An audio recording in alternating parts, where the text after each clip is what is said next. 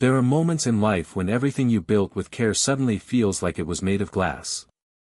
One mistake, one loss, one failure, and it shatters. Not just your plans, but your confidence, your identity, your sense of purpose. In those moments, failure doesn't just happen to you. It starts speaking to you. It tells you who you are. It tells you who you'll never be again. But this story is not about falling. It's about what happens when you stop letting failure name you, and start letting it teach you.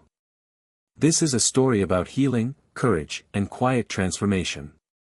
About learning to let go of what broke, and discovering who you become when you do. In a small, overlooked town, there lived a man named Elias, and for a long time, he believed his failure was the end of his journey. Elias believed that a life only made sense if it was moving forward. Every morning, he woke before the sun, not because he enjoyed the quiet, but because discipline felt like proof. Proof that he was strong. Proof that he was in control. Proof that his life had direction. In a small town where routines rarely changed, Elias stood out as someone who pushed against stillness. He worked longer hours than most, spoke carefully about his goals, and carried himself with the quiet confidence of a man who believed effort always paid off. The town saw him as dependable. Successful. Grounded. Elias saw himself as necessary. His sense of worth was built from checklists and progress. Each achievement felt like a brick laid carefully beneath his feet. Promotions, respect, financial stability, they were not luxuries to him. They were identity. Without them, he feared the ground would disappear. Yet, on certain evenings, when the streets emptied and the noise of the day faded, doubt found him. It arrived softly. A question he never voiced aloud. If all of this stopped tomorrow, who would I be? He ignored it the way disciplined people ignore pain, by working harder. By staying busy. By convincing himself that failure belonged to other people. People who lacked focus. People who didn't try enough. Elias believed that as long as he stayed committed, as long as he followed the rules of effort and sacrifice, life would reward him fairly. That belief became his anchor. And his blindfold. Because Elias didn't see that his strength had conditions. That his confidence required constant proof. That his peace depended on success continuing, uninterrupted. He believed his journey was solid, unshakable, not knowing how much of it rested on a single outcome. And sometimes, without warning, life tests what you build your meaning on. Not to punish you, but to show you what happens when it breaks. Momentum found Elias quietly, the way sunlight fills a room without asking permission. One small success followed another, and soon they no longer felt small at all. Projects he touched improved. People began to rely on his judgment. His name was mentioned with respect, sometimes even admiration. In a town that rarely noticed ambition, Elias became someone worth noticing. He told himself he didn't need praise, yet he felt steadier when it came. Each nod of approval tightened the belief he carried inside, this is what purpose looks like. His discipline was working. His sacrifices were justified. The long mornings and late nights now felt less like effort and more like destiny unfolding. Success did not change him overnight. It sharpened him. He walked with more certainty. Spoke with fewer doubts. When others complained about limitations, Elias spoke about solutions. When people hesitated, he stepped forward. And each time he did, life seemed to reward him again. Opportunities widened. Doors opened without being knocked on. The future, once imagined, now appeared almost guaranteed. Inside, something settled, a quiet pride that never announced itself but stayed close. Elias began to trust the rhythm he had built, work hard, stay disciplined, move forward. Failure, he believed, was simply what happened when people stopped doing those things. And because he never planned to stop, he never planned to fall. What Elias didn't notice was how his world slowly narrowed. Conversations became about outcomes. Days became valuable only when they produced results. Rest felt undeserved unless it followed achievement. Even joy began to feel earned rather than felt. He was building strength, yes. But it was a strength that leaned heavily on control. At night, when success should have brought peace, Elias often reviewed his day instead, searching for inefficiencies, weaknesses, ways to be better tomorrow. Forward was the only direction he allowed himself to face. Looking inward felt unnecessary. Looking back felt dangerous. He believed he was rising. He didn't realize that the higher he stood on achievement alone, the more painful the fall would become, if the ground beneath him ever shifted. The fall did not arrive dramatically. There was no warning sound, no moment that felt final at first. It began as a delay. A complication. A decision made in a room Elias was not invited into. He told himself it was temporary. Fixable. Just another problem to solve. Then the second blow came. A project he had poured himself into failed publicly. Numbers didn't meet expectations. Trust shifted. Conversations grew shorter. The same people who once leaned on his certainty now spoke with careful distance. And one quiet afternoon, Elias was told that his role, the one that had defined his direction, was no longer secure. He nodded as if he understood. As if this was reasonable. Inside, something collapsed. Failure felt different than he imagined. It wasn't loud. It was hollow. Like standing in a familiar room after all the furniture had been removed. He went home that evening carrying nothing but silence. The walls seemed closer. The hours heavier. The routines that once anchored him now felt useless, almost mocking. Sleep stopped coming easily. Mornings lost their meaning. The discipline that once empowered him now exposed the absence of purpose beneath it. Without forward motion, Elias didn't know how to stand still. Worse than the loss itself was the way it felt seen. People knew. The town knew. The story about him changed, and he wasn't the one telling it anymore. In his mind, failure rewrote everything that came before it, as if success had only been borrowed, as if his strength had been a misunderstanding. He replayed every decision, every conversation, searching for the exact moment where he went wrong. Guilt followed him like a shadow. Shame sat beside him at every quiet table. And for the first time, Elias believed something dangerous: maybe this is who I really am. Not the man who rose, but the one who fell. The journey he trusted had stopped without asking permission. And in the stillness that followed, Elias felt exposed, unsure whether he was grieving a lost future, or the version of himself that could no longer exist. Elias did not accept the fall. He studied it. Every day became an investigation. He retraced steps that no longer existed, replayed conversations that could not be changed. In his mind, time looped endlessly around the moment things went wrong. If he could just find the exact mistake, the sentence he shouldn't have said, the decision he should have delayed, then maybe the past would loosen its grip. But it didn't. The town moved on. Mornings arrived without urgency. Evenings stretched longer than before. Elias kept his routines, but they felt hollow, like habits continuing out of memory rather than meaning. He woke early, sat with his thoughts, and waited for the life he recognized to return. It never did. Failure became something he carried everywhere.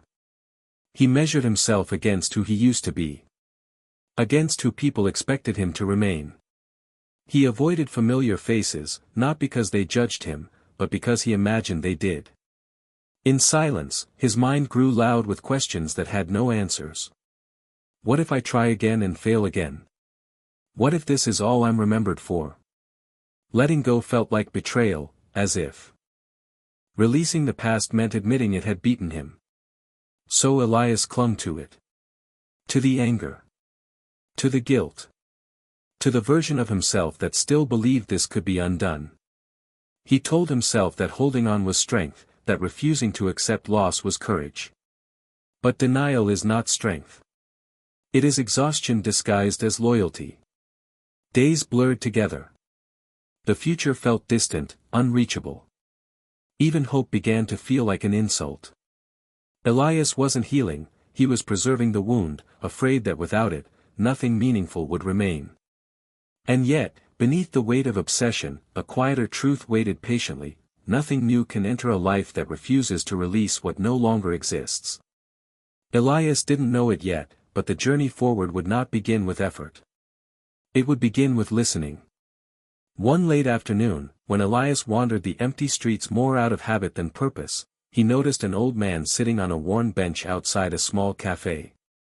The man wasn't remarkable at first glance, just gray hair, a faded coat, eyes that seemed to have seen 100 winters. But there was a calmness about him, the kind that made silence feel full rather than empty. Elias hesitated, then sat a few feet away, unsure why he felt drawn to the stranger. He found himself speaking, more to fill the quiet than to expect an answer. I lost everything," he admitted. "And I don't know who I am anymore." The old man looked at him without judgment, simply nodding, as if he already understood. "Do you think who you are depends on what you lose or what you keep?" he asked softly. Elias frowned. "But, without my work, without my progress, without my reputation, I feel empty." The man smiled faintly. "Loss is not what empties you. Clinging to what is gone empties you. You confuse holding on with being strong, but strength often begins when we release." Elias wanted to argue. He wanted to tell the man that some things cannot simply be let go. But the words felt hollow, even as they formed. There was a quiet authority in the old man's presence, not the loudness of command, but the certainty of experience. "You've been carrying yourself as if failure defines you," the man continued. "But it doesn't. What it defines is what you haven't yet understood. If you wait for life to restore what you lost, you will wait forever. But if you learn, if you let it teach you, then the journey begins anew." Elias sat in silence, listening not just to the words, but to the calm beneath them. It was a sound he had forgotten existed inside himself, the possibility that peace could arrive without victory, that strength could exist without control. For the first time in weeks, he realized he didn't need to fight the fall. He only needed to step forward. Elias did not rise like a sudden storm. He rose quietly, almost imperceptibly, like sunlight slipping through the cracks of a darkened room. The old man's words lingered, not as instructions, but as a gentle suggestion that maybe, just maybe, he could begin again, differently this time. He started with small things. A walk through the streets he had avoided, noticing the familiar corners, the quiet hum of life continuing despite his absence. He smiled at neighbors he hadn't spoken to in weeks. He brewed coffee in the mornings, not as a ritual of discipline, but as a simple act of presence. Each small act felt insignificant on its own, yet together, they stitched tiny pieces of life back into place. Elias also began to look inward. Not to fix himself, not to chase the identity he had lost, but to observe. He noticed his emotions without judgment, grief, shame, frustration, and allowed them to exist alongside hope. He learned that acknowledging pain did not weaken him. It freed him. At work, he returned gradually, not chasing perfection, but embracing contribution. He listened more than he directed, observed more than he commanded. And slowly, trust returned, not as a currency to measure his worth, but as a quiet acknowledgement that he belonged again. He began to understand something fundamental: strength does not come from never falling. It comes from standing, even when the ground feels unstable. Discipline is not only about pushing forward, it is also about being patient with oneself. Courage is not always loud. Sometimes, it is the willingness to begin again, step by step, without a guarantee. By the end of these weeks, Elias no longer defined himself by his failures. He defined himself by his willingness to move through them, to accept them as part of the journey rather than the destination. And with that acceptance came something remarkable: relief. Not the relief of success regained, but the relief of life regained, soft, steady, and deeply human. Elias had begun to be born again, not as the man he had been before, but as someone stronger, gentler, and more present than he had imagined possible. Elias woke one morning to a light that felt different, not brighter, not sharper, but gentler, warmer, carrying the promise of a day he didn't need to conquer. The fall that had once defined him no longer whispered its accusations. The past still existed, but it no longer held him hostage. He walked through the town with a quiet awareness he had never known before. He noticed the soft edges of life, the laughter of children in the square, the subtle sway of leaves in the morning breeze, the way neighbors greeted one another without expectation. These small details, once invisible, now felt vivid, grounding him in a life that existed beyond achievement or failure. At work, Elias carried himself differently. He still planned, still gave effort, but he did not measure his worth by results alone. Success was no longer a lifeline, it was a byproduct of his presence and integrity. And when setbacks appeared, he no longer feared them. They were no longer threats to his identity, they were reminders that life moves in cycles, and that resilience is forged in the in-between. Elias also discovered that his relationships could heal. He reached out to friends he had avoided during his darkest days, not to prove anything, but to reconnect. He listened. He shared. He allowed himself to be seen without the armor of perfection. The connections he had ignored now became a source of quiet strength. By evening, he often sat alone on the same bench where he had met the old man. The sky painted itself in soft hues of orange and pink, and he felt a rare and simple peace. It was the peace of someone who had faced the weight of failure, let it settle, and then stepped into a life reclaimed. Elias no longer defined himself by what he lost or feared to lose. He defined himself by the courage to continue, by the wisdom gained through struggle, and by the quiet understanding that every ending carries the seed of a new beginning. For the first time in years, he felt whole. Not because life had been restored to him, but because he had learned how to stand within it, fully present, fully aware, fully alive. Elias's story is not unique, and yet it is extraordinary, because it mirrors a truth we all face at some point: failure does not define us. It teaches us. It shows us the edges of our courage, the depth of our patience, and the strength we didn't know we possessed. From his journey, there are lessons we can carry. 1. Discipline is valuable, but it is not identity. Effort shapes life, but it does not define the soul. 2. Failure is not the enemy. It is a mirror, reflecting areas where growth waits quietly. 3. Clinging to the past prolongs pain. Letting go is not weakness, it is the first act of courage. 4. Strength grows in small steps.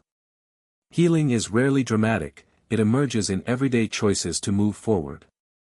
5. Wisdom often arrives in silence. A conversation, a glance, or a moment of reflection can shift the trajectory of a life. 6. Connection is restorative. Sharing our vulnerability builds bridges and reminds us that we are not alone. 7. Purpose evolves. What once defined you may fall away, but life always offers new meaning if you remain open. 8. Life is cyclical. Every ending carries the seed of a new beginning, every failure contains the potential for rebirth. Elias learned these truths not by reading about them, not by being told, but by stepping through the shadows of his own fall. And in doing so, he discovered something rare: the quiet freedom of being alive, not measured by achievements or fear of loss, but by the courage to continue walking forward, fully present in each moment. So when failure comes, as it inevitably will, remember Elias. Remember that what falls away does not take you with it. Stand, breathe, and begin again. The journey is yours, and your rebirth is waiting.